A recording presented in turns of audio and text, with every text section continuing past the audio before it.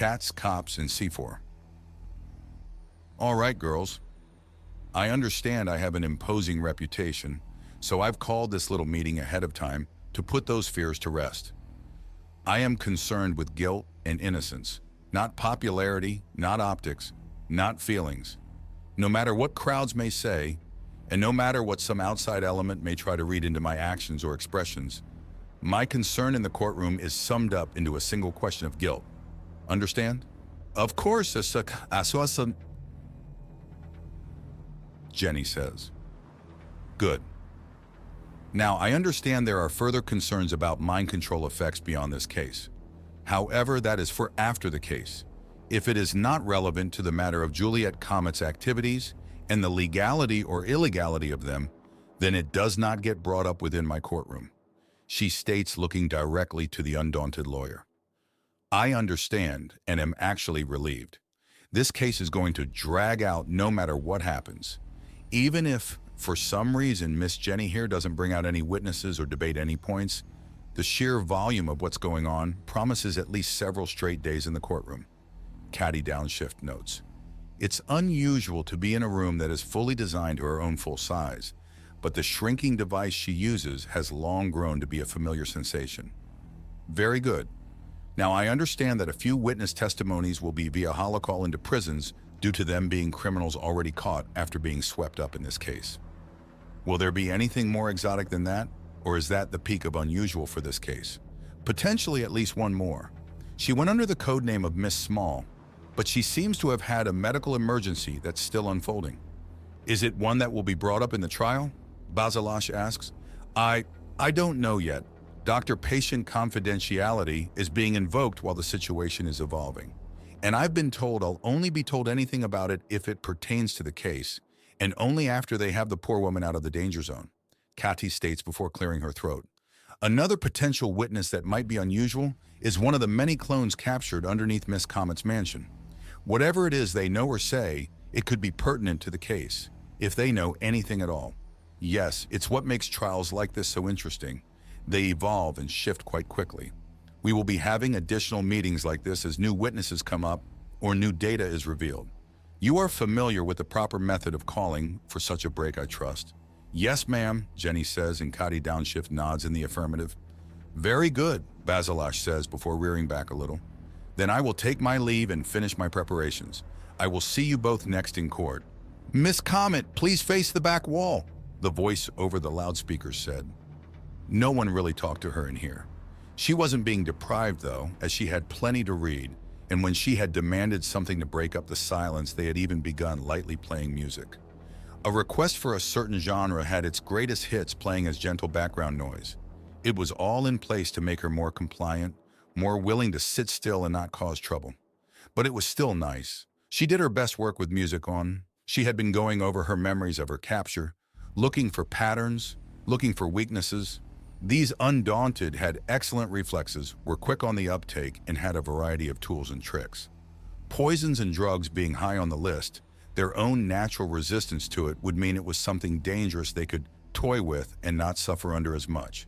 However, there was something she was able to learn from, something that enhancing her memories and the clarity of them with Axiom had helped her with.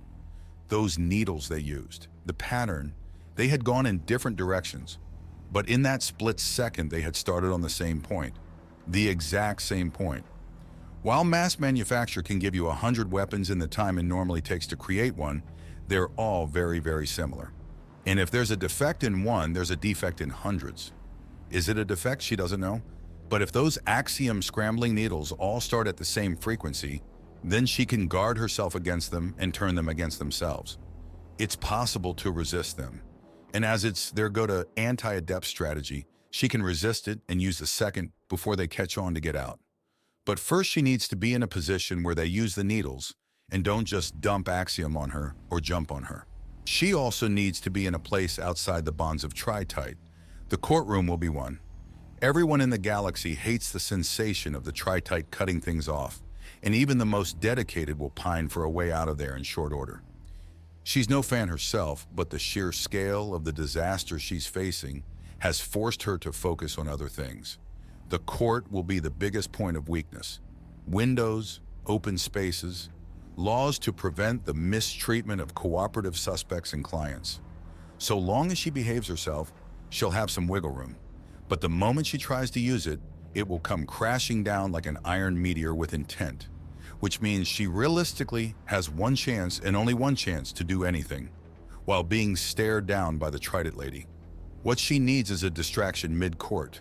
Not much, not long, but once she has an understanding of whatever cuffs or bindings or holding method they use on her, she can work around it, and then, just a moment, one moment, they have all her official hideaways. They have her bought and paid for places. They don't have her more esoteric and unusual ways out. Granted, they're not pleasant. In fact, they're downright miserable. And if they didn't leave you alive and healthy, she'd have used them as a method of disposing of someone. But there is a way out. One she had set up years and years ago. One she hadn't used for over a century. One that she had eyeballed last week. It was still open. It was still clear. It wouldn't be clean. It wouldn't be pleasant. She'd rather lose 3 limbs and have half her face torn off. But it's a way out. She just needs a single second where no one is looking directly at her, where no one is observing the axiom and she can slip away. But if they're too close, too attentive, or too any number of things, then they'll follow her, and all that will happen is her getting covered in filth and caught all over again. At that point, they're liable to encase her in a tri-tight coffin and force her to go through the trial in it while forcing her into stasis when she's not on the witness chair. The room is clearly and obviously scanned, and she sighs. Release the excess axiom, the voice says, as she knew it would. Well, there goes the plan of slowly building up enough to make one huge break for it. She lets the axiom go. After a few moments, the room is scanned again. Do not resist the officer. The wall in front of her suddenly pulls back slightly and then distorts. The tri-tight barrier is 2 centimeters thick and covering up a portal framework. So that's how they get her in and out. She had actually expected the glass and mesh to be pulled away somehow. Well played. The frame lights up with axiom and leaves a shimmering field beyond it. She resists the urge to just dash through it and disrupt it. That's a more desperate attempt. One that will likely get her killed if it goes completely wrong. Something to keep in the back pocket. It doesn't take any more waiting as an undaunted woman. They actually have women in the organization? Juliet had actually thought they were all men. Put these on, the woman states, holding up a pair of cuffs. And what do? They will stop you from hurting someone, the woman states, and Juliet takes them. She fights down a smirk. They're exactly what she thinks they are. The anti-axiom needles, but designed to wrap around wrists. Over top is a tri-tight layer to prevent them from being fiddled with. She doesn't fight and allows them to be put on. Instantly, she feels the familiar starting point and feels the axiom go out of phase in 2 different ways. She loses control of her wings and is then walked through the portal. Her axiom senses crippled. She can't get the frequency of the portal or figure out much about it. But she's learning. The wrist disruptors, or whatever they are moving quickly. A new frequency every second. Jenny and Arthur are already there with another lawyer from Jenny's and Jenny's and a pair of assistants, all waiting for her to sit. The courtroom is filled with interested parties, and she can see even that little bitch Frost, just sitting there with a plush bailiff, and in between the human that's ruined everything so far in her own Butler. There are humans at every corner, guards plainly and in heavy armor, just waiting for someone to try something. Of course, that's just the initial sweep in the direction she's led in by. When she sits down, she's staring directly at the tri-tight lady herself, the biggest fucking obstacle in the galaxy. The planet-scale mountain she has to climb to get even in hair's breadth of leeway. She looks into the faintly glowing eyes of the ancient thing in the form of a Nagasha, and she can only swallow. Fear will only kill her, make her make mistakes that will cost her everything. Best to consider her more like the heat death of the universe or entropy itself, inevitable and all-powerful. But if she can be fast enough, then a problem she won't have to deal with in her mortal lifetime. But she needs to be fast enough and run out the clock until she can shift her face, chemical makeup, and presence. If she can get all that, then she can make a clean break. There is a silence as the METAC takes her seat and the bailiff rises from her seat. The Agula woman looks over the room in her ceremonial armor and nods. Very good. Now that all parties required are here, I am Bailiff Jane Maprico. To my right is Jine Forsyth, the clerk in attendance, and next to her is court recorder Adrella Spike. We will be assisting Honorable Judge Basalash in her duties during this trial. This trial will be released to the public piecemeal on the conclusion of each session for the purposes of transparency and fairness. Thank you, Bailiff. The representatives may now introduce themselves. Judge Basalash states formally, and the bailiff sits down.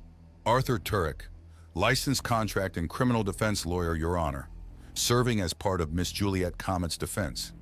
Arthur says, standing up and stuttering only a little as his antennae twitch all over the place, while trying not to squeal in fear of the primal Nagasha that completely dominates the room. Jenny Morals of Jenny's and Jenny's legal firm. Criminal defense lawyer, ma'am. Jenny says, standing up and bowing before sitting again and putting her hand on Arthur's shoulder to guide him to sit back down again. Zhao Cruiser, criminal defense lawyer of Jenny's and Jenny's legal firm. The felly next to Jenny states, standing up, bowing and lowering herself to sit with her hands locked together in front of her. Helen Thursby, assistant at Jenny's and Jenny's legal firm. The Tret woman next to the end states, Chin Abbess. I'm also an assistant under Jenny's and Jenny's. The synth at the end states, and Judge Basalash nods before turning to the prosecution. Kati Downshift, military and contract lawyer in the employ of the Undaunted and citizen of the Undaunted. Kati says, standing up and bowing. Mason Piers, corporate lawyer and master sergeant rank sniper of the Undaunted. The man next to Kati says, standing up and bowing. Please define the term sniper for the sake of clarity, Adrella Spike states. The Yorwa woman had been clearly flummoxed by the word. Human term for long-range precision weapon user. Not exactly relevant in the case, though, but an official term with rank nonetheless. Mason says, now standing at ease as he answers the question. Very good. Thank you for the clarification. You may be seated, Adrella states, and he nods before flowing back down to his chair. Lynn Fink, civil rights lawyer in the employ of the Undaunted, the third prosecutor says before standing and bowing, or rather oozing upwards and shifting her body as slobes do not move in the way that other races do. Very good, the prosecution may begin its opening statements, Judge Basalash says, and Kati Downshift stands back up again.